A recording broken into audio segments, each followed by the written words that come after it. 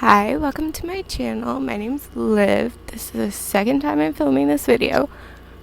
Fine. Hopefully this one works better. And today I'm going to be talking about the books I read in July. And of course we have our story graph. So I read 8 books this month.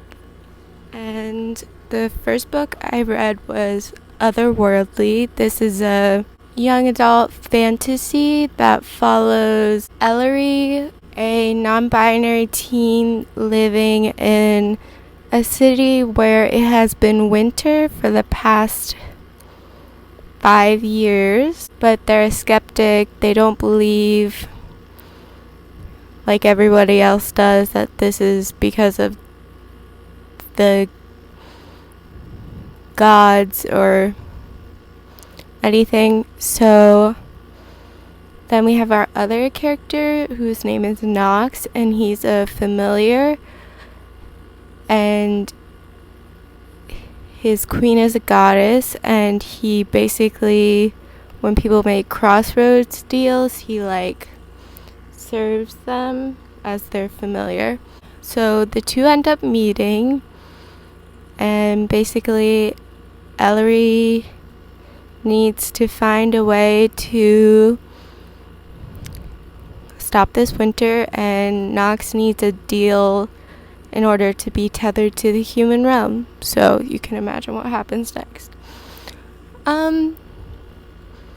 This was good. I've read a book from this author before, and I feel like, I don't know, I know what I'm getting. I like the found family aspect of it. Sometimes your family is a non-binary teen with religious trauma who's a skeptic, your cousin that you live with, your cousin's girlfriend, and a familiar. Also, I like the romance, like the skeptic and the actual fantasy creature. There are some funny moments. A lot of Knox trying to figure out how the human world works. I don't know, there was this one annoying part where a character is like, oh, I'm responsible for something, even though the people that are responsible for the thing told me that they're responsible for the thing. So that part was annoying, but it didn't make out resolved. And the first is Witch Boy. Witch. How many times can I say that? It's part of this series, so I'll have to look into the next ones. And this is about a boy who lives in a family of witches. And in his family, the girls are witches. They get trained in magic and spells. And the boys are shapeshifters. And I guess they hunt demons. But our main character is a boy who wants to be a witch, as you can guess from the title. And so he's struggling with trying to learn magic in secret. He makes a human friend. There's a monster. I really like this book. The idea of gender roles, and this gender has to do this and this gender has to do this, and the idea of family love, mostly parental love, being conditional and being we'll say we accept you no matter what, but only if you act a certain way. I just gave the definition of conditional. So there was that. And I like that the main message the problem wasn't that he wanted to learn magic. The problem was how everyone treated him because of this, which I think very good lesson on real life. Okay, so the next book I read was a nonfiction book. I want to get more into nonfiction. I feel like I have a lot that I want to read, but I just never pick them up. And I realized that July was Disability Awareness Month, and this book was available, so I picked up Against Technoableism, Rethinking Who Needs Improvement. So this book is about basically how people think that technology is the cure to disability, and how that's not really true, and how the people that are creating technologies, they don't consult disabled people. They don't ask disabled people what they want. They just kind of put it out there and are like, oh, we've cured it.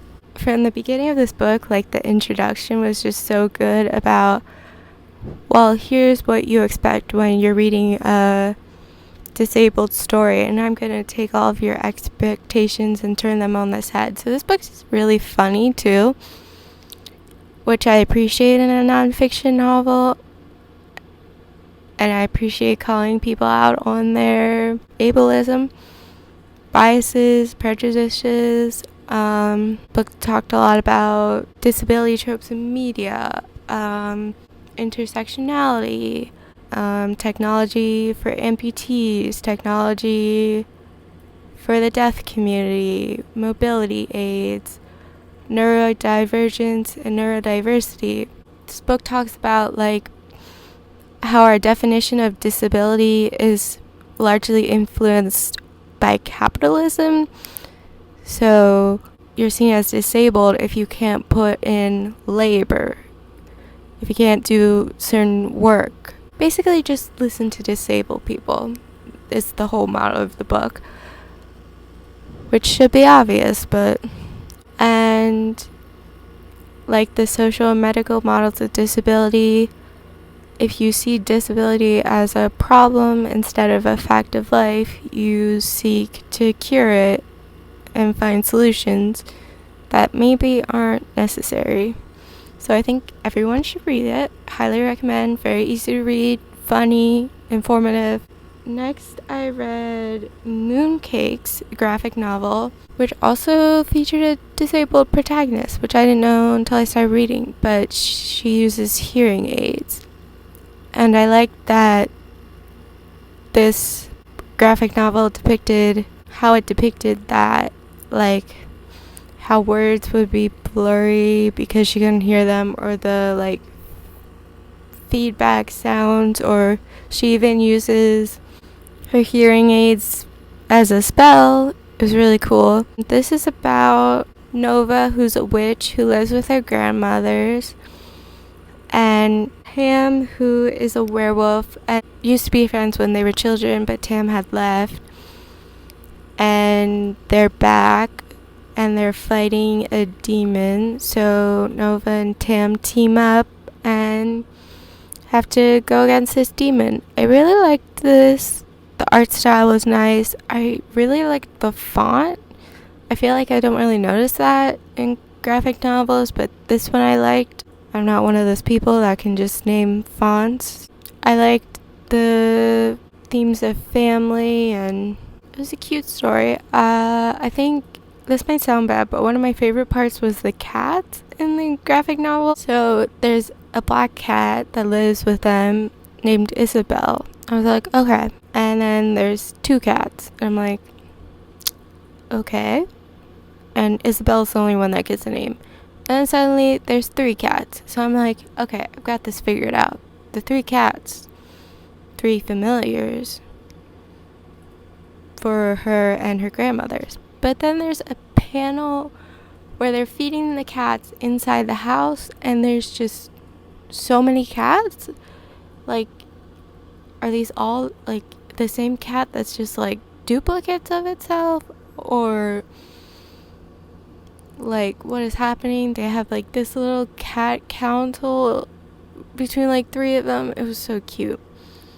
Okay, next I read Give Me a Sign, young adult contemporary romance about our protagonist Lila, who is deaf and uses hearing aids, and she feels like she's too deaf for hearing people and not deaf enough for deaf people, so she feels stuck in the middle, and she doesn't know sign language, which makes her feel more disconnected.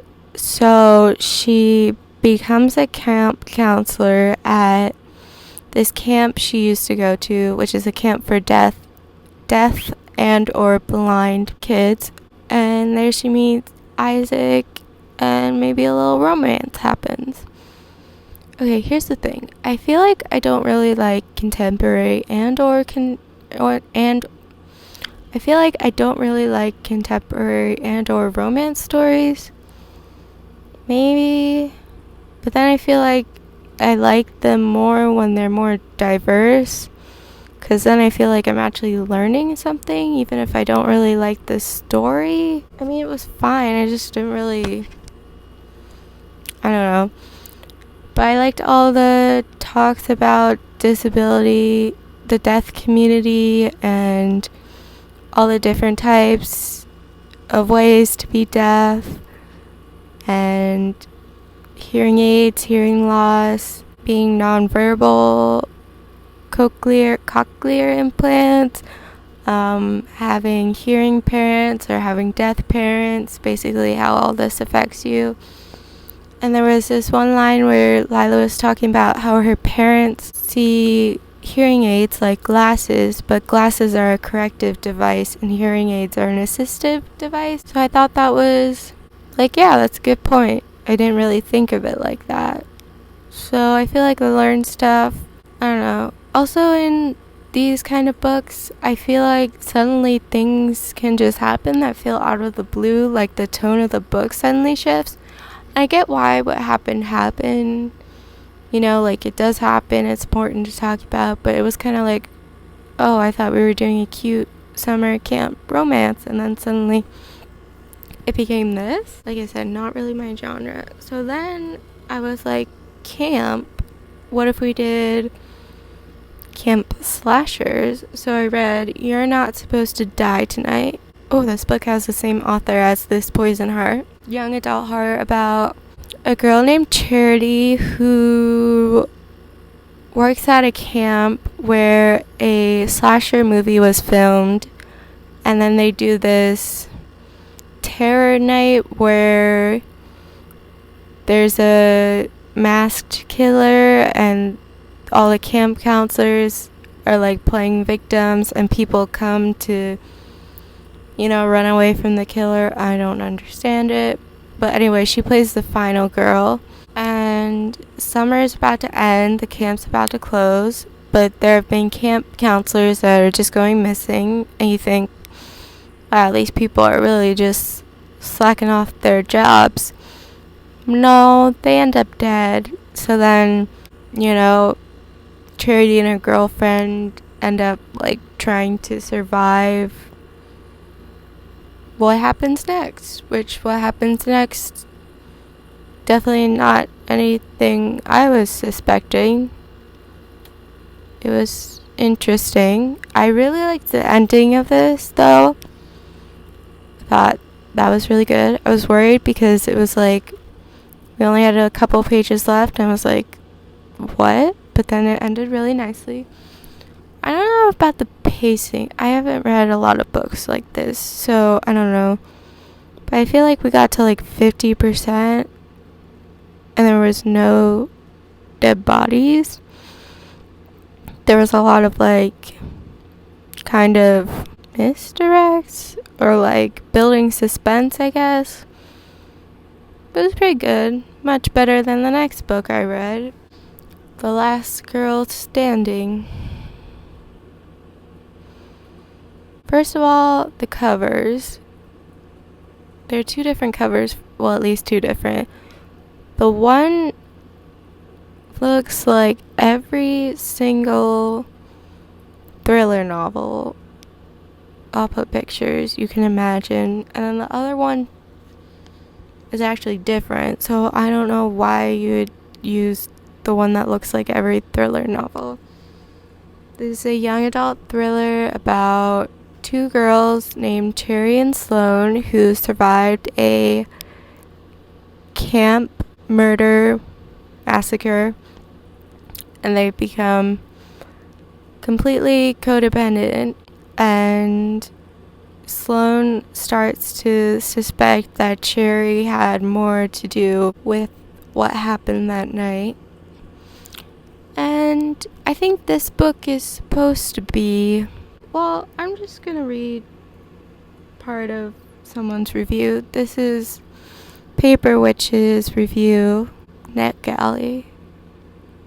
I got this off Storycraft. Oh, NetGalley. I really want to do arcs, but I feel like I'm not very great at giving reviews yet. I'm always like, oh, this book was good, this book was bad, this book had a good art style. Like, I say the same things over and over again. I'm like, girl, be more expressive, be more open. Like, even my other videos, I'm like, oh, why am I so closed off? I mean, I know we don't have time to get into all that, but like in my head, I am like, well, I'm definitely like that one scene from SpongeBob. I'll put the clip, but I'm definitely a lot more hyperactive. And then I'm a quiet person. I've always been a quiet person, but I want to be more open. So it's a work in progress. Anyway, this does not have anything to do with anything. Okay. This is a long review.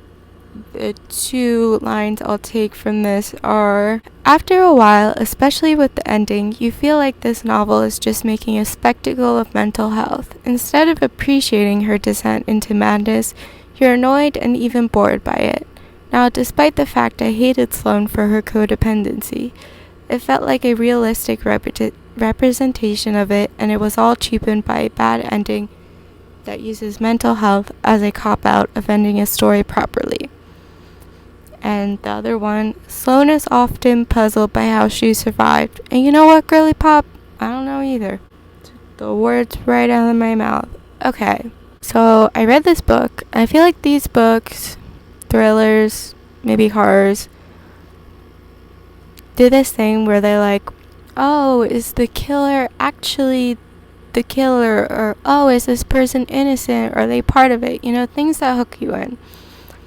So that you're like, oh, even if I'm not really enjoying this, I want to see the end. Which in this case, the end result, not worth it. I need to stop, like, forcing myself to read books just to see how it ends if I'm not enjoying them. I will get this book points for the toxic codependent relationship, but then that began to feel very repetitive. Very much like Sloane accuses Cherry of something. They fight. They have sex, which do that after an argument or as a way to solve an argument. Then she's like, oh, well, do I really care if my girlfriend's a murderer? Because, like, she's pretty, and, like, I get nervous if she's away from me. I know codependence is rough, girly, but... So basically, and then after I read this, I looked up the symptoms of psychosis. I can't say whether this book is a good representation of psychosis because I've never experienced it. I don't want to say that this is the author's intention, but it feels, especially the ending, feels very much like playing into the stereotype of mentally ill people, especially people who are schizophrenic or experiencing psychosis, are inherently dangerous, when the reality is mentally ill people are much more likely to harm themselves or be harmed by others than harm other people.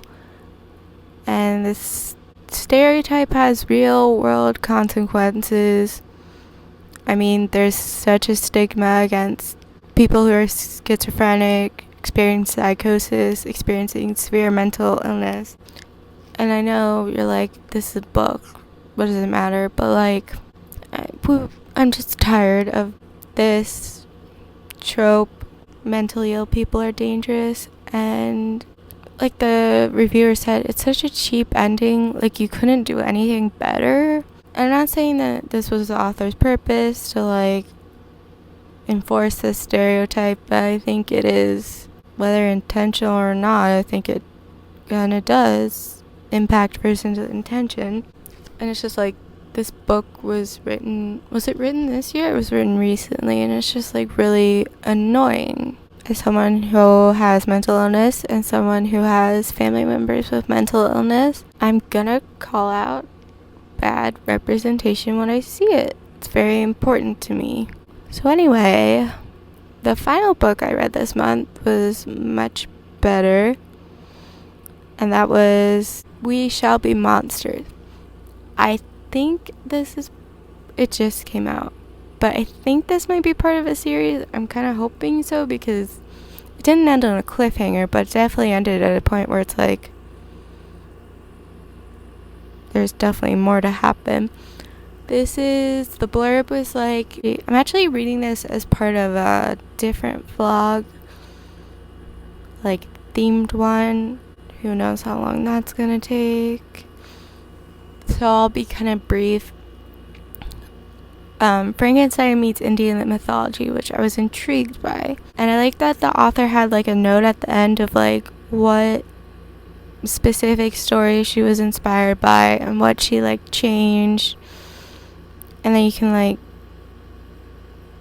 see, it's good to know like what things are different, and then you can like look stuff up, like what are the stories that inspire this. Kajal and her sister is dead, and she's trying to reanimate her sister, but before she can do that, her sister turns into a wraith. Okay, sorry. Everything I'm about to say is in the synopsis. It's gonna sound like a lot, but it's all in the synopsis. Her sister turns into a wraith, and the wraiths in this world, like, they'll kill people until they set their sights on like their target, like who they want vengeance against the most. In this case, it's Kajal. So murders happen, and Kajal is like facing execution for being a witch, and then these two rebels come and free her and are like, if you resurrect this prince so that he can lead the coup against the tyrant king, then we'll make sure you don't die or executed, and then we'll help you resurrect your sister. So go on this trip, and then Kajal resurrects the wrong boy, and this boy Tav and her have to find the real prince's body before the rebels find out, and before her sister's wraith can kill Kajal. I liked most of the side characters. Oh, and I love in books nowadays, they'll just be like a non-binary character, and it's just like no big deal. Or like Kajal will say, me and my sister had a crush on this girl, and it's just like no big deal. I just really appreciate that. It's nice to just have representation just be there and not need an explanation, And I really liked this book. The pacing, I'm not sure of, because all the stuff I just described happened in the first, 50%. So then the last 50% was, it felt like bam, bam, bam, bam. Things kept happening, and I was like, okay. And then this book uses a trope, a writing choice that I don't really like, but in this case, I didn't find as bad as in other cases. Okay, so what I'm describing, I feel like usually happens in thrillers, where mysteries, the one I'm thinking of is Suddenly a Murder, where our main character, whoever we're following their mind, they neglect to think of something. And so it's revealed later in the book, this big thing that they just weren't thinking about, even though that's not how the mind works. And like, it's just cut out because the author didn't want to reveal it. And so then in this case, in We Shall Be Monsters, I feel like maybe it kind of made more sense. It was still a little weird. And then if you think about the book before that moment, a lot of things make a lot more sense. So I don't know how I feel about it. But anyway, that was all the books I read this month. Thank you for watching, and I'll see you soon.